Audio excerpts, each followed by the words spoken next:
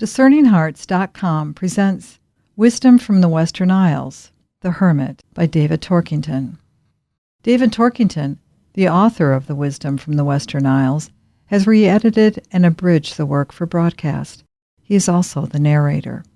The book was published originally as 3 separate books: Peter Calvay, Hermit, Peter Calvay, Prophet, and Peter Calvay, Mystic. We begin with the first part, The Hermit, but including some passages from Peter Calvay, Mystic, so as to give an overall view of the spiritual journey for listeners. We now present Wisdom from the Western Isles, Episode 2, A Man Who Speaks with Authority, narrated by David Torkington.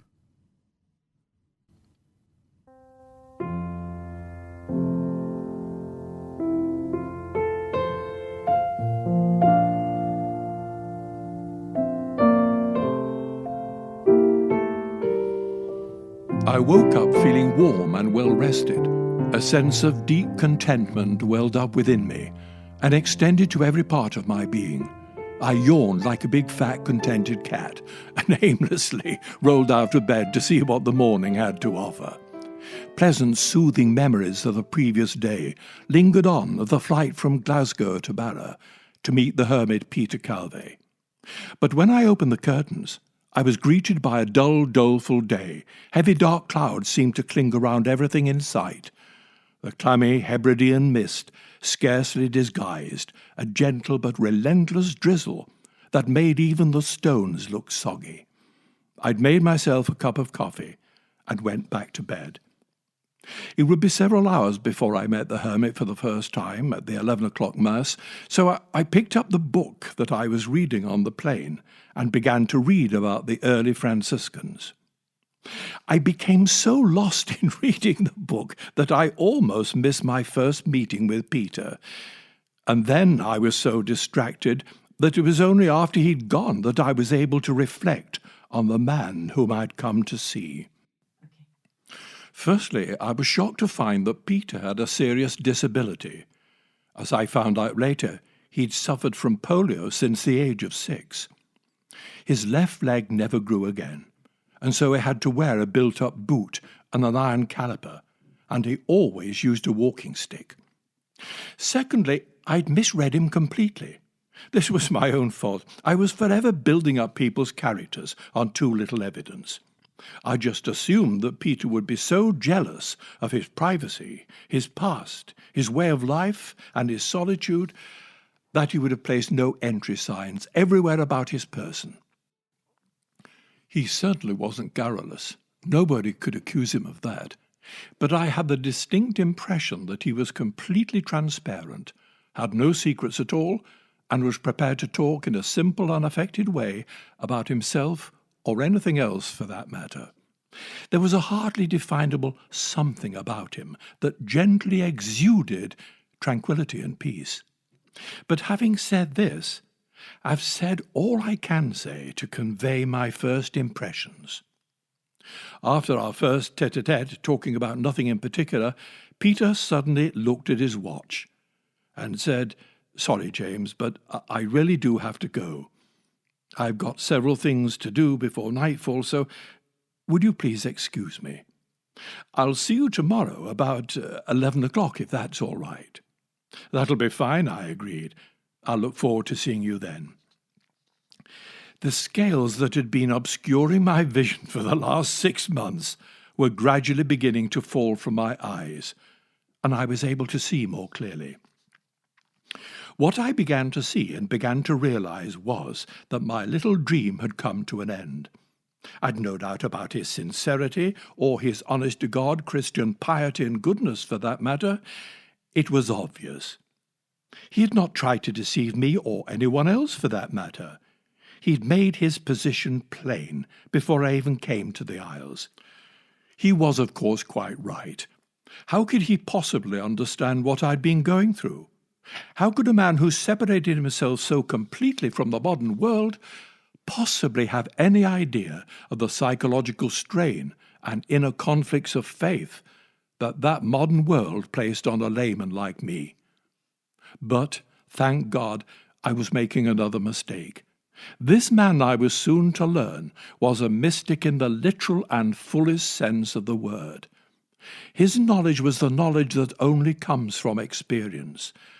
That is why when he began to speak about the spiritual life, he would speak with a confidence and a conviction that would leave me in no doubt at all that here indeed was a man who spoke with authority. I had no objection to meeting him again. However, I could no longer see the point or the desirability of spending 2 hours a day talking to him about topics of importance to me, which would be outside the range of his experience, and hence his understanding. However, I wanted to avoid appearing rude or embarrassing. I didn't want to embarrass him in any way at all. So I hid my feelings behind a smokescreen of vague generalizations about the spiritual poverty of the contemporary world. Feigning bewilderment, I asked him what he thought the recipe is for escaping from the moral morass in which we all find ourselves today.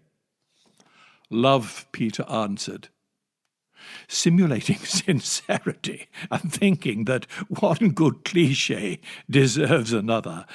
I agreed and said, yes, if only we could love one another consistently. Oh, I'm not talking about our love, Peter replied, with a sudden directness that took me by surprise. I'm talking about the love of God, or if you like, the spiritual energy and power for good that continually surges out of the Creator, as it has done from the very beginning. When I retorted that in my darkest moments after losing my wife and child, I no longer believed in God, never mind his so-called love, I asked him what could be done for someone who believes in nothing. When a person is totally depressed as you were, Peter said, it's not the time for philosophizing. It's the time for giving human support and compassion while encouraging a person to seek appropriate medical attention. But you're not in the pit now, are you, James? If you were, you wouldn't be here now. So I suppose I could give you a philosophical answer if you want one. Yes, please, I said. I did want an answer because I was still having moments when I thought that there is no God and there never was one, and that there is just nothing out there. Then Peter began to speak. If there was ever a time when there was simply nothing, no thing whatsoever, then we couldn't possibly be here now. Nor could everybody else, nor could the world around us. In short, something cannot come from nothing, said Peter. Let me explain. When I was only 9 years of age, I learnt my first lesson in philosophy, thanks to the conjurer at my friend's party. I was chosen to examine the inside of his top hat, to prove that there was nothing in it. Then he draped everything in sight with silk handkerchiefs, flags, and bouquets of flowers. When I told my father what I'd seen, he said the conjurer could not possibly have taken something out of nothing. If there was nothing in the hat, then nothing could come out of it. There was either something hidden inside it that I hadn't seen, or something hidden up the conjurer's sleeve. My father wasn't a spoilsport. He was just trying to teach me something that I've never forgotten. Something cannot come from nothing. The Big Bang, or whatever else brought the universe into being, cannot have been preceded by nothing. It must have been preceded by something. However, no matter how sophisticated it might be, something cannot produce the highest form of energy for good on earth, which is love. Whatever was responsible for creation, therefore, must be someone. Only a person can produce love. No thing or nothing cannot generate the greatest power for good on earth, namely love.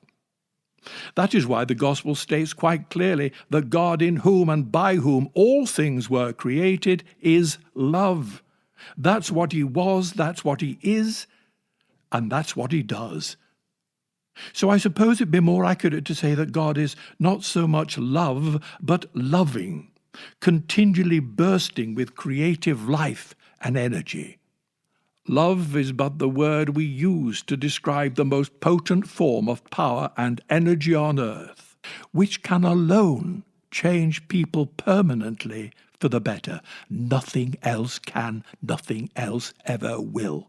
There was a brief moment of silence before Peter continued. I had a cousin called John who was a bit of a rake. Peter wasn't smiling. He pursed his lips together, slightly nodding his head, as if the memory of the incident he was about to relate still brought back painful memories. We had all given up on him, when things dramatically changed. It was almost as if he had a conversion experience, being struck by an angel of light or something heavy. Then, after a few weeks, he arrived home with a tiny Korean nurse called Nina, whom he'd met at a party. She was nothing to look at, quite plain in fact, but he was hopelessly in love with her, and they had already decided to get married. He was a changed man. At the time, I was convinced that he was already an alcoholic. One thing I'm sure about to this day is that he could never have changed his life on his own.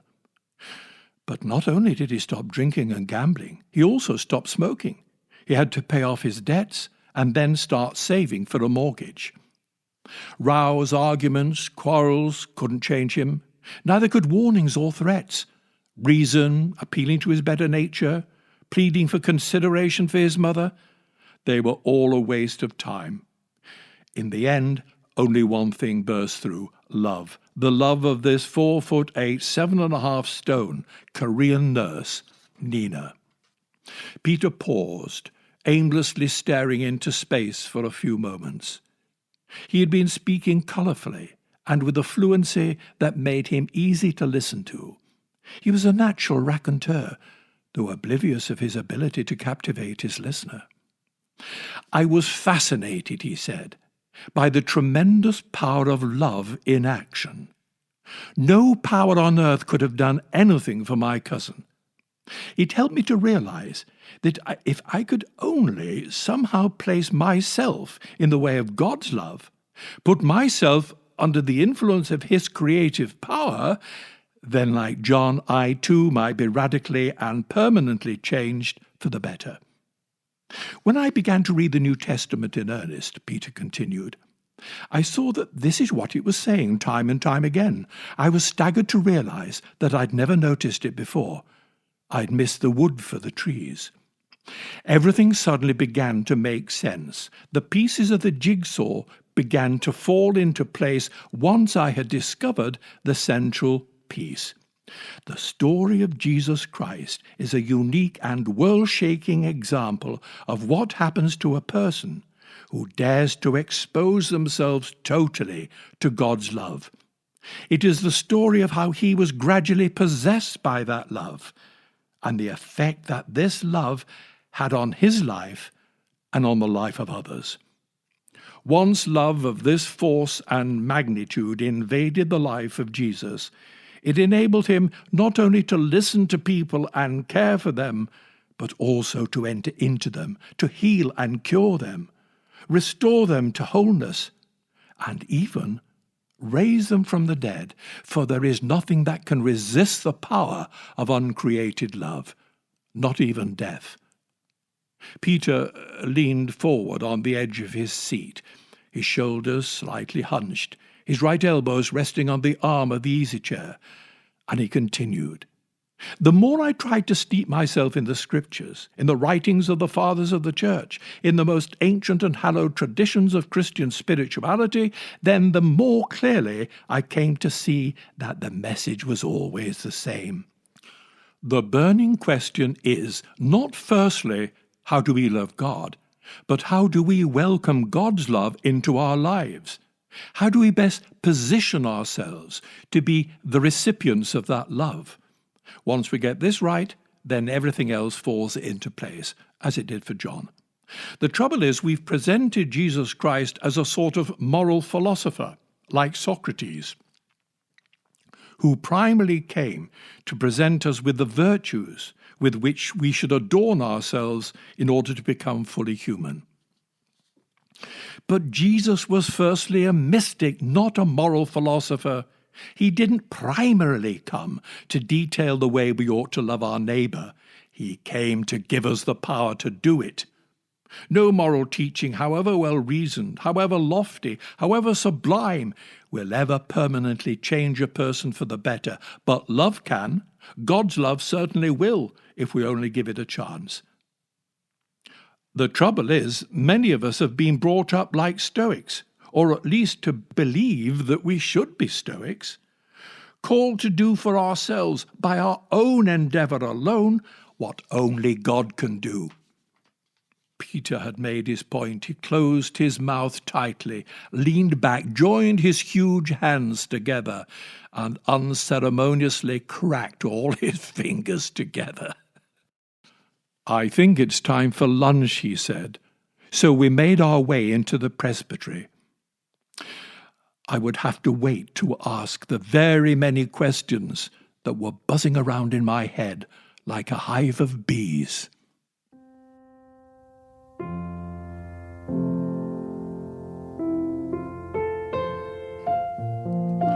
It began to rain after lunch, so we sat around the kitchen table with a third cup of tea.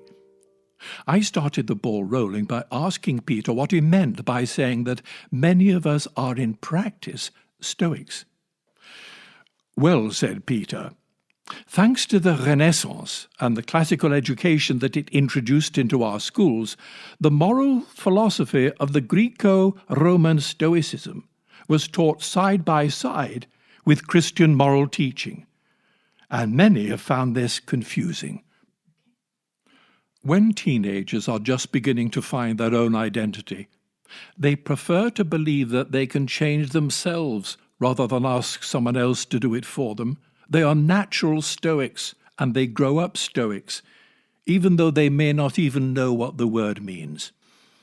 What I mean to say is, they think they can change themselves and direct the course of their spiritual growth by dint of their own muscle power and dogged endurance. But they can't, at least not for long.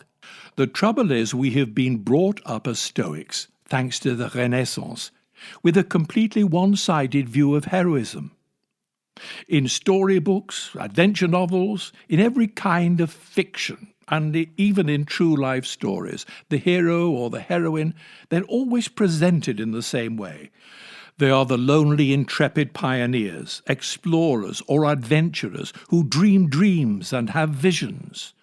By taking themselves by the scruff of the neck, they squeeze out every reserve of energy they possess to make their dreams come true and transform their visions into reality. Now, this may very well work in paperbacks, and it may sometimes work in real life, but it will never work in the spiritual life. But no matter what you say or how many times you say it, we've all been tarred with the same brush. We all think that we can do it ourselves and change ourselves into the persons we wish to become, at least in our dreams. Peter laughed when I told him some of the spiritual gymnastics of my first fervour, as I assiduously tried to make myself into the saint of my dreams. He told me he did exactly the same when he was at school. Apparently he'd written to a Carmelite to ask if he could purchase a hair shirt. The friar wrote back to explain that he would be delighted to accede to his commendable request. But according to ancient monastic tradition, hair shirts were always woven from the full head of hair of the wearer, hence the tonsure. So would he please forward his scalp by return of post? We laughed at the Carmelite's sense of humour.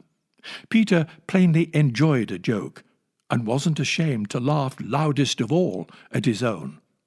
"But do you see what I mean?" Peter said, as our laughter died down. He was in earnest again.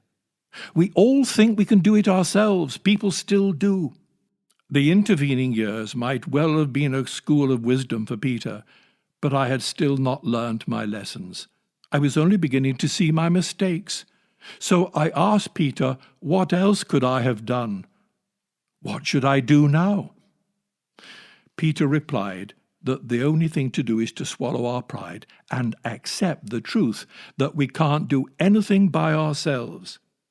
He said that the gospel says loud and clear, time and time again, I know you can't, but I can, if you only let me. I said to Peter that this all sounded a bit too like quietism to me.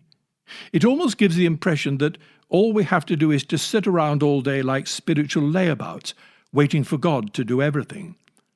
Peter replied without hesitation, not at all. You go and tell a hard-working farmer that he's a layabout when he's been spending weeks breaking up the ground, digging in fertilizer, ploughing it over and over to prepare the soil for the seed. He'll probably give you a black eye. If he gets a good harvest, he can be sure of two things. Firstly, that it had nothing to do with him, and secondly, that it had everything to do with him. In other words, the tiny seed is self-contained. It nurtures within itself the inner dynamism that will produce the fine crop of oats, the field of barley, the full ear of corn. But without the labour, the toil, the spade work of the farmer, there'd be no harvest at all. Now, said Peter, preparing to press the analogy home, to avoid any misunderstanding, God's love will automatically grow and develop in us like a seed. It will ultimately extend to every part of our being until it completely possesses us. And this will happen infallibly. If we only prepare the ground, remove all the obstacles required of us to facilitate the full growth of His love within our innermost being. When I asked Peter what I must do next, he answered without hesitation.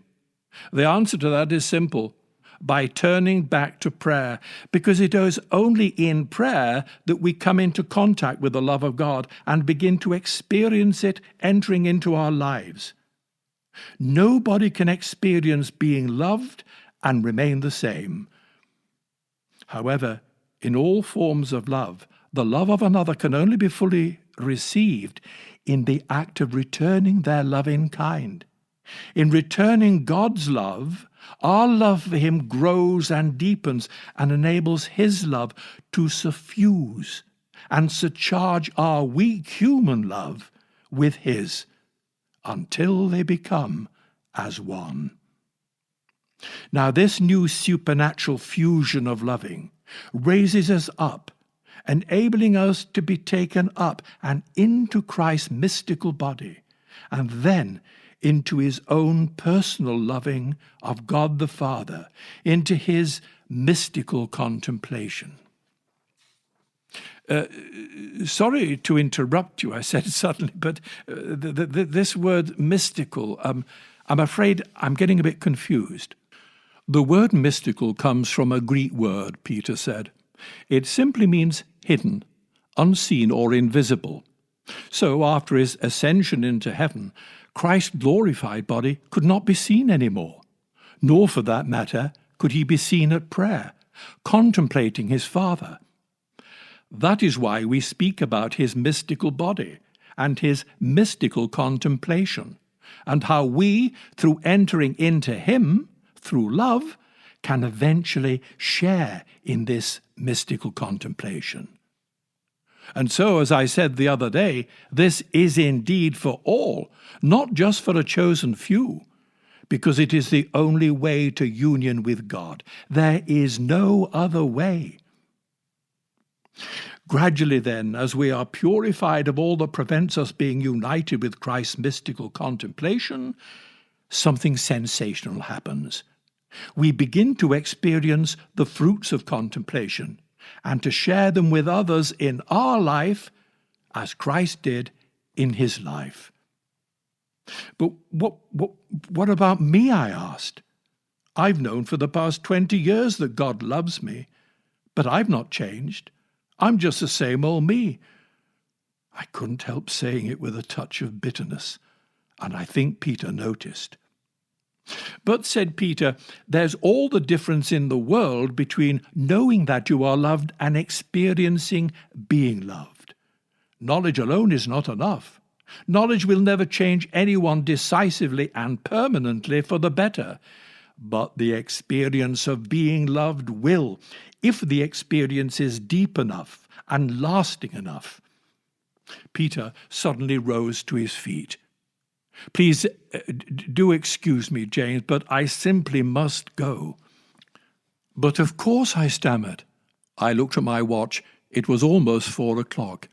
I asked Peter if he would like another cup of tea, in a vain attempt to detain him. "No thanks, James," Peter said decisively. "I'm afraid I must go." You will come again tomorrow?" I asked insistently.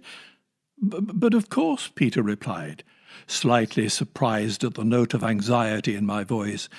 Peter was unaware that the matter had ever been in doubt. If it had, it was no longer. I knew now, and I knew for certain, that I had indeed met the man who was going to change my life, and change it permanently for the better. And this time I was not mistaken.